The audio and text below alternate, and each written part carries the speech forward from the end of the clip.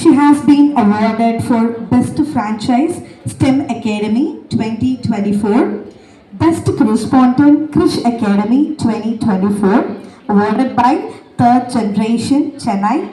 With her expertise, she is sure to enlighten and inspire us. Let's give her a warm round of applause as she takes the stage. We welcome you, ma'am.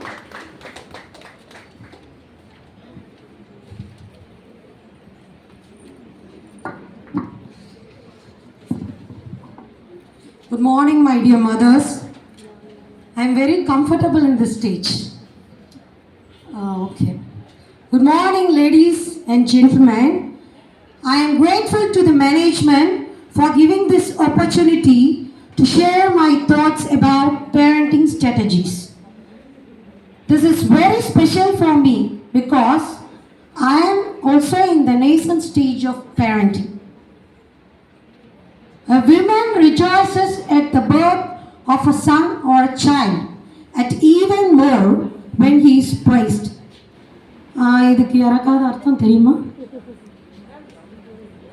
Anyone? ஒன்றும் இல்லை, இது நம்ம திருக்குறள் தான். ஓகேவா?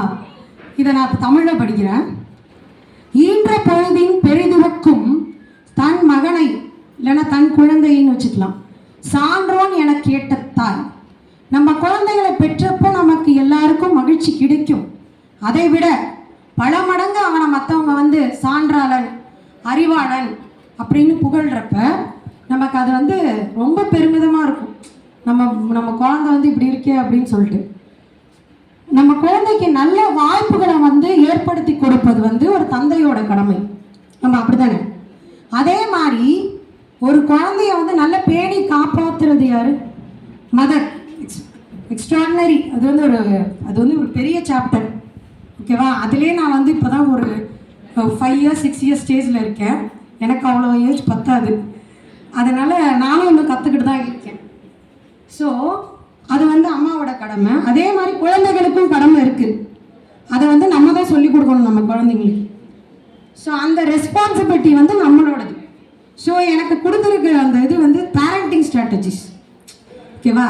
அது parenting strategies அப்படின்றத விட responsibility of parenting ஸ்ட்ராட்டஜிஸ்னு நான் அதை எடுத்துக்கிட்டேன்.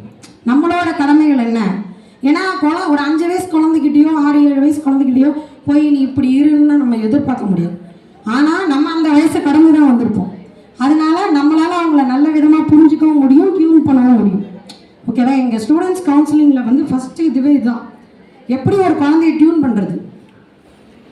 ஸோ இதில் ஒரு இம்பார்ட்டன்ட் ஃபேக்டர்ஸ்லாம் கொஞ்சம் இருக்குது. அதை நான் ப்ரிப்பேர் பண்ணிட்டு வந்திருக்கேன். Just I want to share with you. We have to follow responsible parenting strategies. Let me introduce you all some of the facts of responsible parenting strategies. Listen them before teaching. இப்போ நம்ம பேரண்ட்ஸாக நம்மலாம் இப்போ நீங்கள் இல்லை யாரெல்லாம் 90s kids 80s kids parents, நமக்கெல்லாம் ஒரு extraordinary talent இருக்குது. என்னன்னு தெரியுமா? 80s கிட்ஸ்னால் ஒரு 85க்கு அப்புறம் பிறந்திருப்பாங்க. என்னன்னு தெரியுமா? இனி ஐடியா? ஏன்னா நம்மளோட சைல்டுஹுட் எல்லாமே இமர்ஜிங் ட்ரெண்ட்ஸில் இருந்துச்சு. இமர்ஜிங் ட்ரெண்டுன்னு சொல்லலாம். என்னென்னா நமக்கு மட்டும்தான் அந்த கெப்பாசிட்டி இருக்குது. 2K கிட்ஸுக்கெல்லாம் கிடையாது. சீரியஸாக என்னென்னா நம்ம டெலிஃபோனும் யூஸ் பண்ணியிருப்போம், வாட்டர் மொபைல் ஃபோனும் யூஸ் பண்ணியிருப்போம், இந்த ஆண்ட்ராய்டும் நமக்கு யூஸ் பண்ண தெரியும். அதே மாதிரி வீடியோ கேம்ஸில் ரொம்ப பழைய வீடியோ கேமும் விளாண்டுருப்போம். இப்போ இருக்கிற அந்த நருட்டோ ரோப்ளாக்ஸ் கூட விளாட தெரியும். இப்போ என்னால் ரோப்ளாக்ஸ் கிளாஸ்லாம் எடுப்பேன். யூஎஸ்ஏக்கெல்லாம் கிளாஸ்லாம் எடுப்பேன் அந்த கேம் எப்படி விளாடுறது. ஸோ அந்த மாதிரி கூட அதாவது நமக்கு ஒரு அடாப்டபிலிட்டி இருக்கும். நம்ம 90s கிட்ஸை பொறுக்கும் அது நமக்கு ஒரு பெரிய ஸ்ட்ரென்த்து. நம்ம குழந்தை என்ன பண்ணுறான்னு நம்மளால் கண்டுபிடிச்சிட முடியும் ஈஸியாக. ஓகேங்களா? அவன் இதுதான் பண்ணிட்டு வந்திருக்கான், என்ன பண்ணுறான், எல்லாமே நமக்கு அப் டு டேட். நம்மளால் அப்டேட் நமக்கு அந்த கெப்பாசிட்டி இருக்குது. அப்டேட் பண்ணுற வேர்ஷன் இருக்குது. நம்ம ஒரு அப்டேட்டட் வேர்ஷன் தான் நம்ம. ஏன்னா கடைசி தலைமுறை வெளியில் விளையாண்ட கடைசி தலைமுறையும் நம்ம தான். அதே மாதிரி இப்போ வீடியோ கேம்ஸ் இல்லாமல் விளையாண்ட முதல் தலைமுறையும் நம்ம தான். ஸோ நம்ம ஒரு எமர்ஜிங் ட்ரெண்டில் நம்மளோட சைல்ட்ஹுட் டேஸ் இருந்திருக்கு. அதனால் அதே மாதிரி நம்ம இப்போ கம்ப்யூட்டரில் நம்மளால் வந்து கம்ப்யூட்டர்லேயும் பண்ண முடியும், ஸ்மார்ட் ஃபோன்லேயும் எல்லாமே பண்ண முடியும். இப்போ ஒரு டிசைனிங்கே சொல்லிட்டேன்னு வச்சுக்கோங்களேன், மவுஸ் இல்லாமலாம் இப்போ இருக்கிற குழந்தைங்களால கம்ப்யூட்டர்லாம் ஹேண்டில் பண்ண முடியாது சீரியஸாக. ஆனால் நம்மளாம் பண்ணலாம்.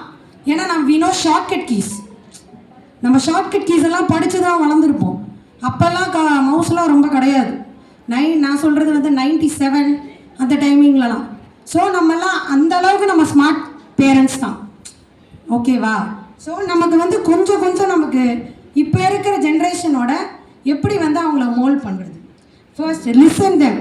நம்ம என்ன பண்ணுறோன்னா, ஒரு பேரண்ட்டாக நம்ம என்ன பண்ணுறோம், நம்ம வியூஸை அவங்கக்கிட்ட திணிக்கிறோம். இது நம்ம கண்டிப்பாக நான் கூட பண்ணுறேன், எல்லாருமே பண்ணுவோம். ஸோ அது நம்ம பண்ணவே கூடாது. அவங்களுக்குன்னு ஒரு இண்டிவிஜுவாலிட்டி இருக்குது, அப்படி தானே? அதாவது இந்த உலகத்தில் வந்து திறமை இல்லாத குழந்தைகள் அப்படின்னு எதுவுமே கிடையாது.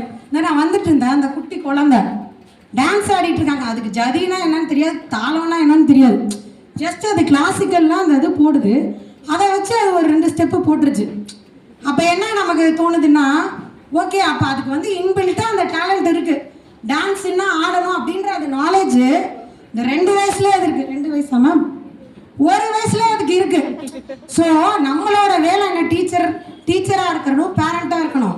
இப்போ நம்ம mother is the second teacher தானே. நம்மளோட வேலை என்ன, அந்த டேலண்ட்டை எப்படி வந்து மோல்ட் பண்ணி எடுக்கிறது.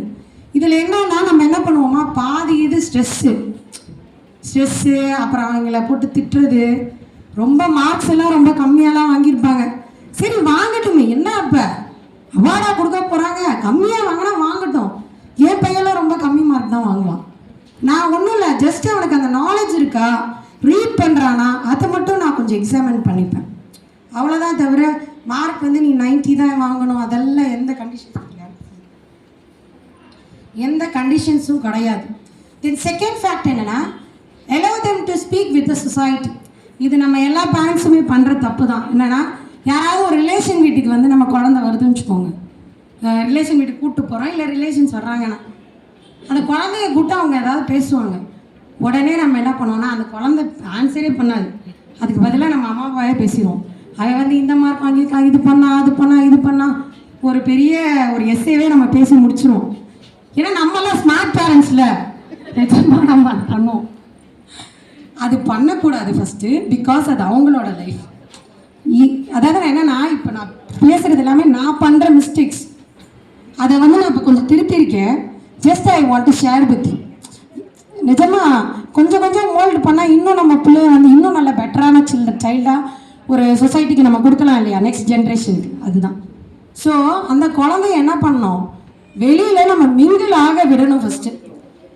Let him talk whether it is right or wrong, no problem.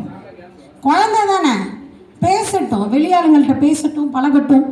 எப்போ பார்த்தாலும் அந்த ஆங்கிள்கிட்ட பேசாத, இந்த ஆங்கிள்கிட்ட பேசாத, அதெல்லாம் பண்ணக்கூடாது, பேசட்டும். We have to just monitor them.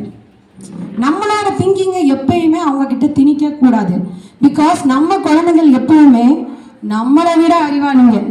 ஒரு பழமொழி இருக்குல்ல, தாய்ப்புலி 8 அடி பாஞ்சா குட்டி புலி 16 அடி பாயும். கண்டிப்பாக பாயும். நம்ம குட்டி புலிலாம் 32 அடி வரைக்கும் பாயும். Because they are tied with AI, artificial intelligence. So